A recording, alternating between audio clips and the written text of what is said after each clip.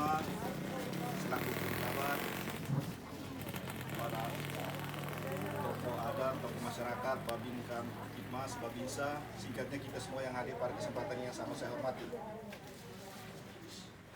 Beberapa hal mungkin yang bisa dapat saya sampaikan kaitan dengan peranan dinas teknis di dalam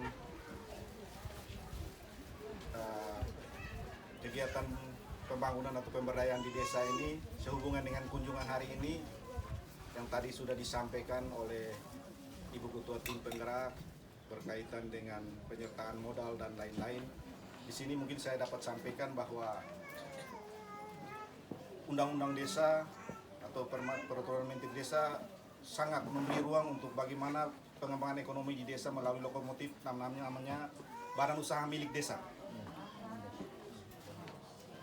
Saya tidak tahu di Bengkulu Selatan apakah sudah terbentuk atau belum, sehingga bisa menjawab apa yang tadi disampaikan oleh Ibu Ketua Tim kaitan dengan legalitas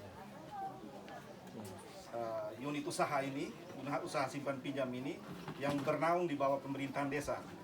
Kalau sudah terdata di dalam unit usaha BUMDes, penyertaan modal tidak perlu mau butuh berapa, tentu siap. Yang penting dibuatkan proposal, saya siap kawal di kabupaten untuk asistensi anggaran. Karena ini usaha sangat bagus. Lalu terkait dengan penyertaan alat teknologi tepat guna, di dalam ketentuan di bidang pemberdayaan itu ada di sub bidang perindustrian dan perdagangan bisa kita fasilitasi dengan pengadaan alat dan peningkatan kapasitas kepada kelompok. Silakan Bengkulu Selatan buat, saya kawal tahun 2022 itu diakomodir. Karena pada tanggal 9 yang lalu saya sudah keluarkan surat lewat Pak Bupati untuk menyampaikan kepada para desa untuk melaksanakan musyawarah desa rencana kerja pemerintah desa tahun anggaran 2022. Disitulah ruang untuk Bapak Ibu berdiskusi menyepakati apa yang Bapak Ibu mau buat di tahun 2022 untuk desa Bengkulu Selatan. Dengan ketentuan kita merujuk pada pendataan SDGs yang dilakukan sekarang.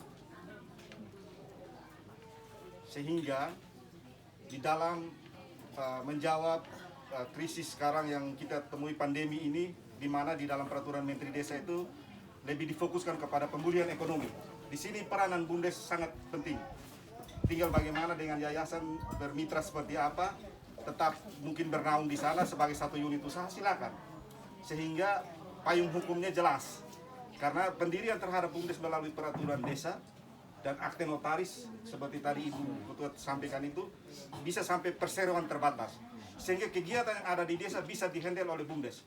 Baik itu kegiatan infrastruktur bisa. Pengadaan contoh semen dari BUMDes, untungnya untuk BUMDes. Ambil di Betun 50.000, 265 tidak ada masalah karena ada transportasi. Ini yang belum ditangkap oleh Bapak Ibu desa yang ada ini. Tapi bahwa nanti bukakan ruang untuk kita melakukan sosialisasi lagi terkait dengan BUMDes di desa. Nanti dengan teman-teman dari yayasan kita bermitra untuk bagaimana ini kelompok yang sudah ada ini kita kembangkan, sangat bagus. Bagi saya kelompok ini sudah familiar karena waktu saya masih menjabat sebagai Kepala Bidang Pemberdayaan Usaha Ekonomi Masyarakat, saya sudah mengajak di beberapa pameran di tingkat provinsi bersama saya. Waktu itu saya Kabid UM T3. Ini kelompok yang memang sering saya dengan Bapak. Jadi Bapak Desa ini akan kita aktifkan hari ini juga di kabupaten. Harusnya hari ini saya mengurus di Riau, tapi karena saya diminta untuk mendampingi Ibu Bupati, saya perintahkan untuk kepala seksi dan staf saya untuk mengurusnya, sehingga kalau sudah terjadi kita tinggal pengukuhan lagi. Mudah-mudahan 1-2 hari ini sudah bisa terjadi. Karena luar biasa. Di Riau ini sangat luar biasa untuk sektor pemberdayaan ekonomi di desa, saya sangat apresiasi. Karena waktu saya baru menjadi Kabid UN, kelompok yang bersama-sama saya bagaimana mengharumkan nama Melaka adalah mereka. Jadi ini saya harap supaya di dalam perencanaan nanti kalau bisa atur waktu saya hadir di dalam Musdes. Supaya saya kawal ini. Uang ada, sama bilang uang tidak ada, uang banyak. Jadi mau modal tidak perlu modal, mau muntah sampai 200-300 juta kita alokasikan. Yang penting buat rapnya yang bagus sehingga kami ada dasar untuk bagaimana mengalokasikannya. Jangan kita hanya bilang 300 juta, mau buat apa 300 juta? Dibuat penyertaan ini sekian, sehingga tim asistensi mengkaji, ini tinggal kita ketok palu. Tidak susah. Uang ada di desa ini, hanya bagaimana Hanya memang Ibu kita keterbatasan sumber daya di desa sehingga pengembangan BUMDes itu terkesan lambat. Sumber daya tidak ada. Tapi ini di Bengkulu Selatan luar biasa. Memang waktu saya masih Kabid UM itu saya sudah mau membangun ini untuk mengintegrasikannya dengan BUMDes karena bagus. Supaya dari sisi yang tadi Ibu Ketua Tim sampaikan untuk surat-surat izin dan lain situs itu urusan pemerintah desa. Itu lebih mudah. Jadi nanti tolong direncanakan yang tadi sudah disampaikan itu. Saya tidak tahu di Desa Bengkulu Selatan apakah sudah penetapan SDGs-nya atau belum. Pak Camat belum kan? Nah, tapi akhirnya sambil menunggu untuk penetapan SDGs menjadi rujukan untuk perencanaan kita di tahun anggaran 2022. Karena SDGs menjadi penentu untuk bagaimana besaran dana desa di tahun anggaran 2022. IDM yang integrasinya dengan SDGs-nya pembangunan berkelanjutan, bahasa Inggrisnya Sustainable Development Goals, pembangunan berkelanjutan, supaya potensi-potensi yang ada di desa kita kembangkan. Mungkin tambahan saya tadi sedikit melihat kaitan dengan pencegahan stunting, WC sehat bisa dibangun lagi kita kawal sehingga masyarakat bisa hidup sehat. Dan itu terpenting, orang sehat dulu baru bisa bekerja. Kita kawal semua. Sumber air juga saya tidak tahu intervensi dari Pamsimas apakah sudah pernah di Bengkulu Selatan.